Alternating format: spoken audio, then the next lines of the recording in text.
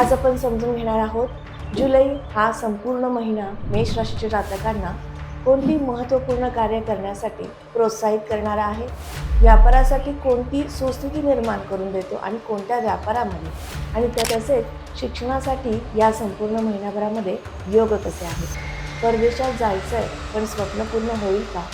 प्रत्येक महत्त्वाकांक्षा जागृत करणारा चतुर्थातील गुरु तुम्हाला या महिन्यात काय देईल, अशा सगळ्या प्रश्नांची उत्तरं समजून घेत आहोत. चला तर मग माहितीला सुरुवात करूयात. प्रथम सांगू इच्छिते, तुम्ही आपल्या चॅनलवर नवीन असाल लगेचच चॅनलला सबस्क्राईब करा, बेल आयकॉनला क्लिक करा आणि तसेच व्हिडिओ जर आवडला तर व्हिडिओला लाईक आणि शेअर करायला विसरू नका. श्री स्वामी समर्थ. आचार्य मंजुषा जोशी या यूट्यूब चॅनलवरती आपल्या सगळ्यांचं सहर्ष स्वागत. प्रथम स्थानापासून माहितीला सुरुवात करूयात. प्रथम स्थानामध्ये असणारी मंगळांची रास आणि मंगळांचं गोचर वृषभेतनं होत आहे धनस्थानातून. त्यामुळे हा संपूर्ण महिना तुम्हाला पैशाचं नियोजन लावण्यासाठी, मोठ्या गुंतवणुकी करण्यासाठी, बोलण्याची कला प्राप्त करून देण्यासाठी अत्यंत श्रेष्ठ म्हणता येईल. मंगळ देव धनात्म जेव्हा गोचर करतात तेव्हा धन समृद्ध करून देत असतात. त्यामुळे सध्या स्थितीमध्ये सुरू असणारी साडेसाती आणि येणाऱ्या रोजच्या जीवनातील अनंत अडचणी यातनं सामोरे जाताना आर्थिक नियोजन कसं करावं हा संभ्रम ज्यांना आहे, किंवा निर्णय घेताना काही निर्णय चुकतायत की काय, असा तुम्हाला धनसंपत्ती संवर्धनासाठी किंवा पैसा सेव्हिंगसाठी तुम्हाला जे येणारे प्रश्न आहेत, तर ते प्रश्न आता सॉर्ट आउट होऊ शकतात.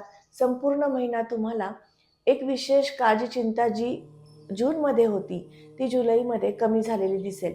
उत्साहवर्धनासाठी लग्नस्थानातील मंगळाने तुम्हाला प्रचंड निष्ठा आणि विश्वास प्राप्त करून दिलेला आहेच, परंतु धनस्थानातील शुक्रांच्या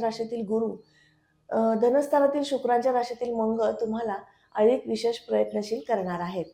तृतीय स्थानामध्ये बुध आहेत, त्यामुळे पराक्रम, परिश्रम आणि कला कौशल्य या क्षेत्रामध्ये कार्यरत असणाऱ्या प्रत्येक वर्गाला अत्यंत श्रेष्ठ आणि उत्तम संधी प्राप्त होऊ शकते. अशा पद्धतीने वक्री अवस्थेतील बुध 7 जुलैपासून तुम्हाला साथ सोबत करतील. तसेच मीडिया किंवा यूट्यूबर तुम्ही असाल किंवा या क्षेत्रामध्ये तुम्ही काम करताय, तर नक्कीच तुमच्यासाठी सुद्धा संधीचा आणि उत्तमरित्या तुमच्याकडनं सादर करण्याची कला प्राप्त करून देण्यासाठी बुधांचं हे गोचर विशेष ठरेल. वाहन वास्तू ज्यांना खरेदी करायचं आहे किंवा घेण्यासाठी प्रोत्साहन देण्यासाठी चतुर्थ स्थानातील गुरूंची स्थिती आहे. चौथा गुरु सुरू झाला की थोडेसे आर्थिक अडचणी येतात असं म्हटलं जातं, पण चतुर्थ स्थानातील गुरु तुम्हाला एखाद्या विशिष्ट कार्यासाठी निष्ठावंत करत असतात, महत्वाकांक्षी करत असतात आणि त्या जोरावरती तुम्ही विविध प्रकारे उत्तमरित्या तुमच्या आयुष्यामध्ये सुख उपयोगी साधनांना प्राप्त करून घेऊ शकता. त्यामुळे वास्तू आणि वाहनासाठी हा संपूर्ण महिना खरेदीसाठी उत्तम आहे. या ठिकाणी केलेल्या इन्व्हेस्टमेंट नक्कीच तुम्हाला भविष्यामध्ये लाभदायक ठरतील. पंचम स्थानाकडे जाऊयात. पंचम स्थानावरून आपण शिक्षण, संतती आणि प्रणय पाहतो. पंचम स्थानाचे अधिपती रवी होतात, जे तृतीयातनं गोचर करतात. तुम्ही जे शिक्षण घेऊ पाहताय किंवा शिक्षण सुरू आहे, त्या शिक्षणामध्ये सातत्य आणि त्याचबरोबर तुम्हाला अभ्यासाची जिद्द निर्माण करून देणारी स्थिती या महिन्यात दिसून येते. बुध आणि रवींची युती मिथुन राशीत आहे आणि त्याचबरोबर ती त्रिकोणात आहे. त्यामुळे शिक्षणासाठी उत्तम काल आहे. तसेच पंचम स्थानातनं शुक्रांचं गोचर आहे. पंचमातनं शुक्र तुम्हाला काय देतील, तर कला या क्षेत्रामध्ये एक उत्तम कामगिरी करून घेतील किंवा त्यातलं ज्ञान प्राप्त करून देतील. पंचमात केतू आहे, त्यामुळे ज्योतिषशास्त्र, वास्तुशास्त्र या संदर्भातील सुद्धा शिक्षणास सुरुवात करण्यासाठी हाच तो महिना उत्तम महिना म्हणता येईल. तसेच शुक्र हे पंचमात जेव्हा येतात तेव्हा प्रणय सौख्य प्राप्त करून देतात. पती पत्नीचं एकमेकांना मिळणारं सुख प्राप्त करून देण्यासाठी हा कालावधी उत्तम आहे. तुमच्या स्वतःच्या आयुष्यामध्ये एखादा पार्टनर तुम्हाला प्राप्त करून देण्यासाठी सुद्धा शुक्रांचं हे गोचर विशेष आहे. 1 जुलैपासून शुक्र पंचमातनं गोचर करतायत, त्यामुळे संपत्ती संवर्धन करण्यासाठी सुद्धा उत्तम लाभदायक आहे. शुक्रांची सप्तम दृष्टी 11व्या घरावर आल्यामुळे नक्कीच तुम्ही लाभ प्राप्त करून घेण्यासाठी किंवा संचयाकडे तुमचा पैसा घेऊन जाण्यासाठी प्रयत्नशील राहणार आहात. षष्ठ स्थान आरोग्यस्थान आहे आणि या ठिकाणी येणारी कन्या राशी. बुध सुस्थितीमध्ये आहेत, वक्री अवस्थेमध्ये आहेत, त्यामुळे हा महिना आरोग्याच्या दृष्टीने उत्तम आहे. किरकोळ प्रमाणात वाताचे विकार प्राप्त होऊ शकतात, पण ही शक्यता आहे, फार मोठ्या प्रमाणात त्रास नक्कीच नाही. राशीपत्रिकेतील सप्तम भाव हा तुम्हाला जोडीदाराचं सुख दर्शवतो आणि पार्टनरशिपमधील व्यवसाय दर्शवतो. याचबरोबर तुम्हाला नवीन नोकरीची संधी प्राप्त करून घेण्यासाठी जो इंटरव्ह्यू द्यायचा आहे, तर त्याचे शुभयोग दर्शवतं. या ठिकाणी असणारी शुक्रांची रास आणि शुक्रांची सिंह राशीमधनं असणारी उपस्थिती. पंचम भाव हे अत्यंत शुभ मानलं जातं.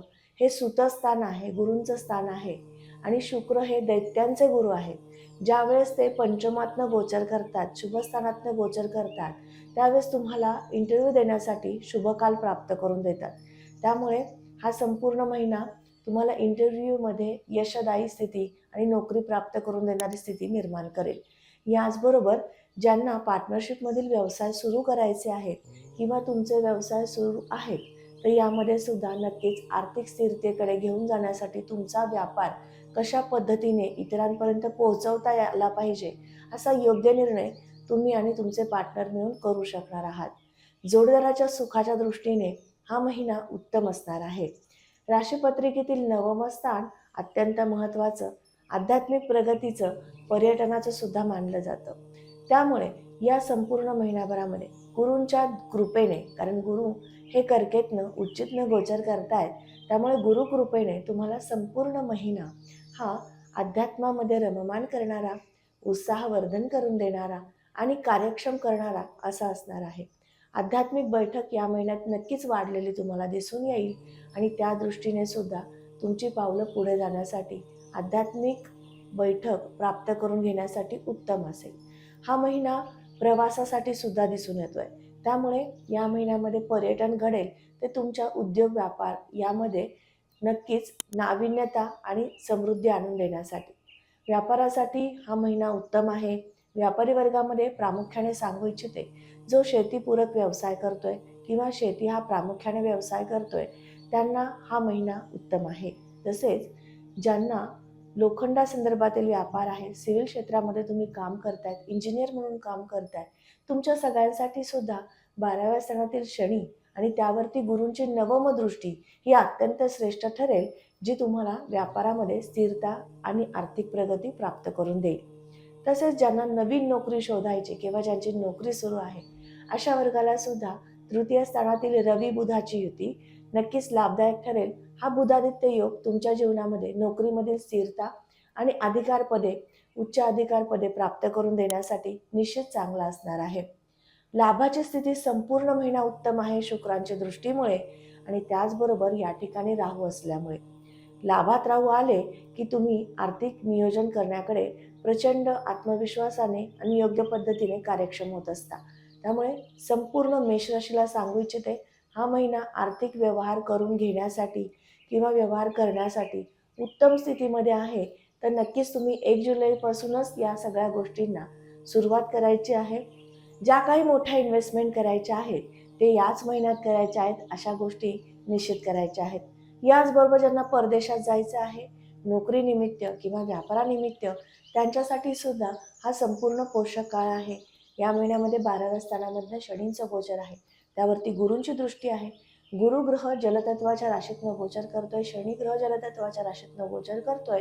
निश्चित तुमच्या मनामधील सुप्त इच्छा आहेत, परदेशात जाण्याचे स्वप्न आहे, त्या स्वप्नपूर्तीकडे तुम्हाला घेऊन जातील. संपूर्ण महिना तुम्हाला उपासना कोणती करायची आहे आणि का, ते समजून घेऊयात.